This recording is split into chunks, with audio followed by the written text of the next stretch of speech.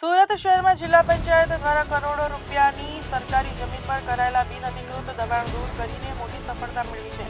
ત્યારે Surat railway station પાસે Delhi gate વિસ્તારમાં વોર્ડ નંબર 7ના સિટી સર્વે નંબર 6ની અંદરની અંદાજે 8037 ચોરસ મીટર સરકારી જમીન પર છેલ્લા 6 દાયકાથી અંબિકા ઓટોમોબાઇલ્સ અને રાણા ટ્રાવેલ્સ તરફથી બિનઅધિકૃત કબજો જવામાં આવ્યો હતો।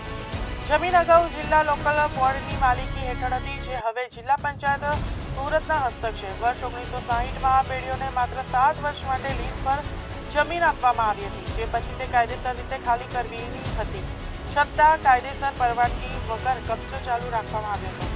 દબાણ દૂર કરવા અનેક નોટિસ આપવામાં આવ્યા છતાં કબજાદારોએ જમીન ખાલી કરી ન હતી અને તેઓ કોર્ટમાં ગયા હતા। તો કોર્ટમાં જિલ્લા પંચાયતની તરફેણમાં ચુકાદો મળ્યો હતો। તો તારીખ 27/6/2025ના રોજ મધ્યરાત્રે ફાયર વિભાગ, પોલીસ, ઇલેક્ટ્રિસિટી અને અન્ય વિભાગોની મદદથી ડીડીઓ શિવાની ગોયલ તથા જિલ્લા પંચાયત પ્રમુખની હાજરીમાં આખરે આ દબાણને તોડી પાડવામાં આવ્યું હતું। તો આ કાર્યવાહી હેઠળ અંદાજે રૂપિયા 100 કરોડથી વધુની સરકારી જમીન પરત મેળવી લેવામાં આવી છે।